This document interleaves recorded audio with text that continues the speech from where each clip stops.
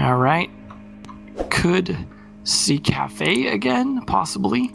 The third And we will. today. All right, well. Mira ban. They'll stick to their guns on not letting Mira through.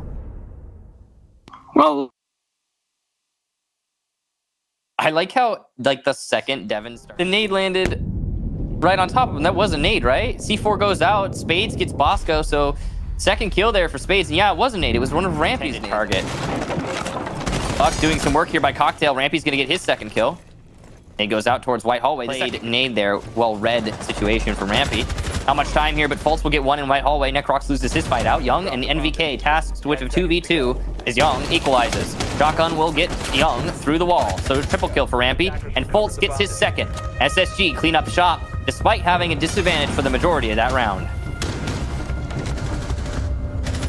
well, SSG, you would expect to win that, but that was definitely... And he's not droned out by Bosco. Oh, there it is. The information gathered, and Bosco will get the kills. Spades peeks wide. Oh, and actually, it's Mo attempting to cross. NVK, meanwhile, dies. It's all on Mo now to get an ace, actually. He's the only one with kills on his team. There's a triple kill.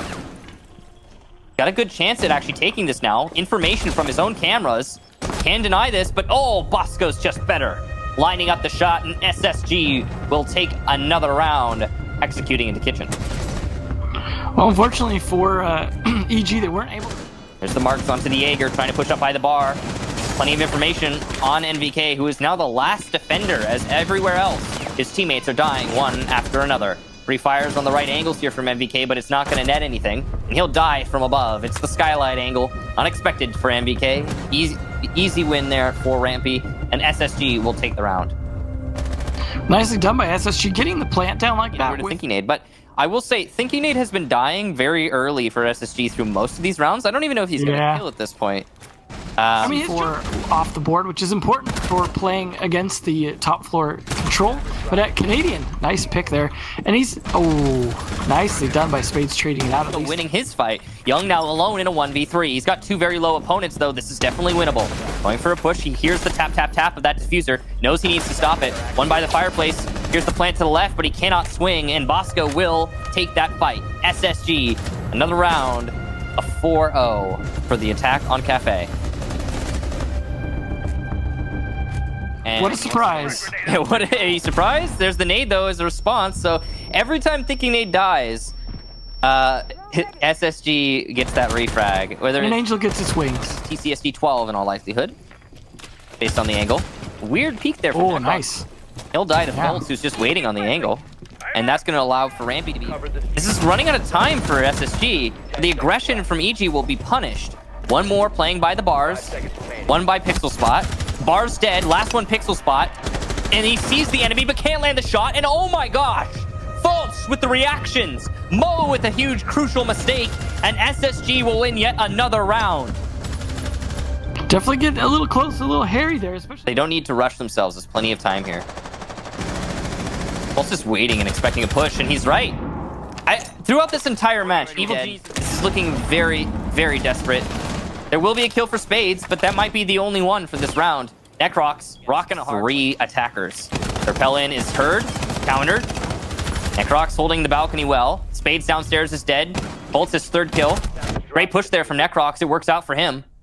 Pivots towards back bar storage. Great aggressive play. It's working out for him, actually. He's got only 1 bullet's worth of HP. He'll die to any single engagement. He wins that next fight, but not the final one. What a nice try for Necrox. Fultz gets his 4K, though, and SSG put it to 6-0. Just time and time again here, EG managing to fight. Usually it's the Wamai who plays in the corner there because he can help support himself, stay alive in Pixel a little bit longer, and that's why Necrox is able to kill Thinking Nade, who, of course, dies at the beginning of the round again. Really, it should have been Canadian in that spot. Yeah, we also, yeah, you're right. Thinking Nade was put in a bad spot. It's a rush from EG, and it works out pretty well, actually. Spades getting control of Cocktail, but the bounce back from SSG is too strong. And now it's Evil Geniuses in a 2v3. And VK will get Rampy, but he's been downed. So now a 2v1. 20 seconds left. A little bit of a pause. Bosco going to be calling for his teammate. Nice angle there from Canadian. Now it's the 1v1. The mark baiting. And it's going to be time? No, Necrox wins it in the end. The suspense was palpable. Evil Genius is able in the end to just barely edge that out, and they will not get 7-0'd. The excitement. Yeah, then he'll just fall back and he'll die before he can get all the way back to site. Necrox will take down what was his teammate. No, for EG, just because when Thinking Nade died, it didn't seem to make a difference. Oh, okay, good point. Also take down Necrox. Yeah. All right, well, he's already playing. Rotating over to the main lobby. Spade's rotated behind him. NVK will also get Thinking Nade. And this is a tear apart here for Evil Geniuses. They lose a lot of go, but a bad throw there means it's not going to stop anything. Mo will shut down Bosco as he attempts to rotate. And Evil Geniuses get their second attacking round. Somebody give him 6 points now. Yeah, they deserve it. This is a Floppy on Spades. Opportunity missed to get the kill.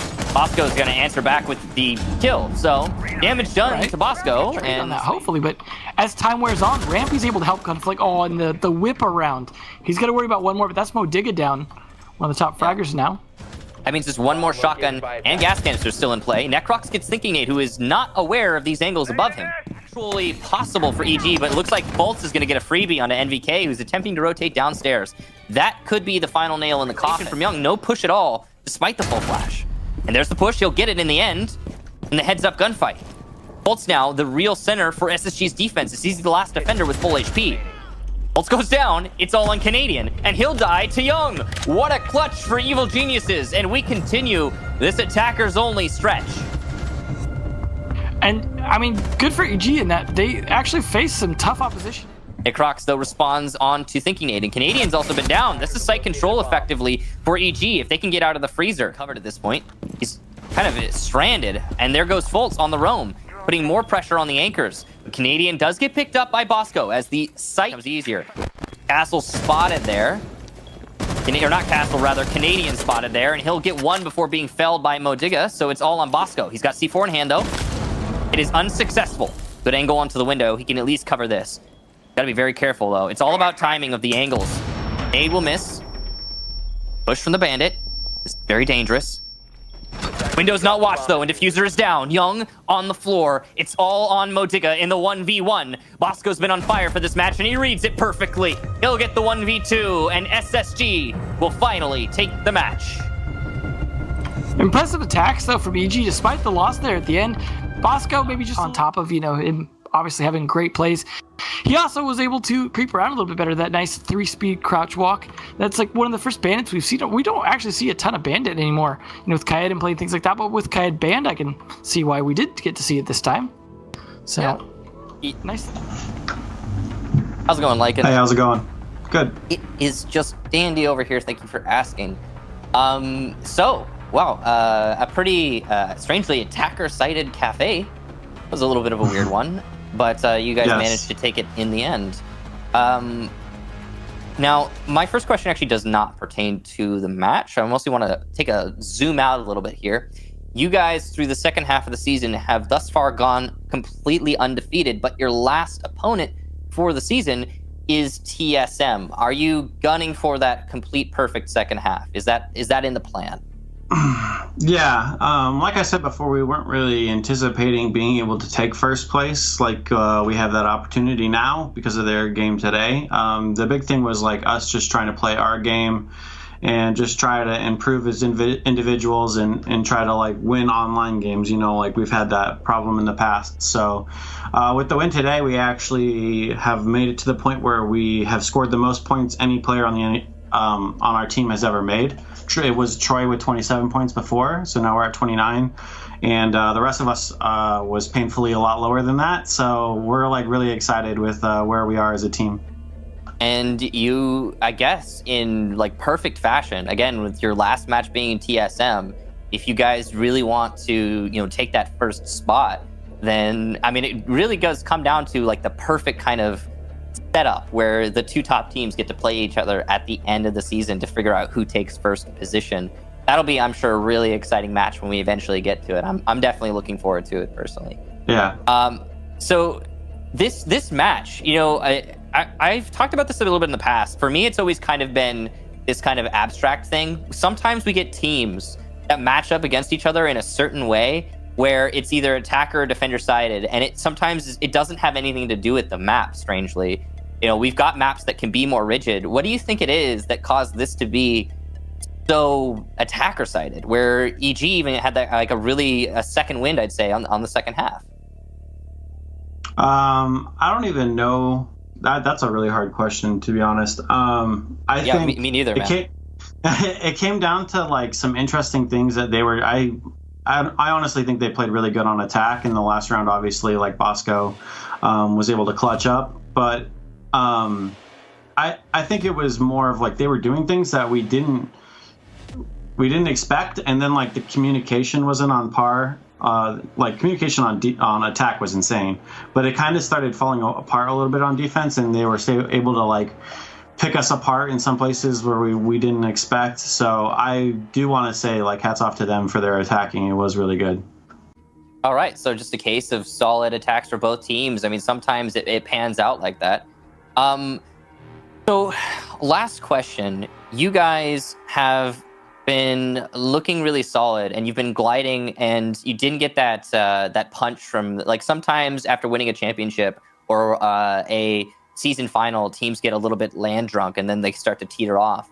What would you say is it that makes you guys maintain your glide? Because again, there's the lack of trip ups since winning the Invitational, to me, has to be the most impressive thing. Is there anything, like, you don't have to tell me your secrets, obviously, but what do you think is like a person or like a certain function that you guys do as a team that has allowed you to be as consistent as you have been?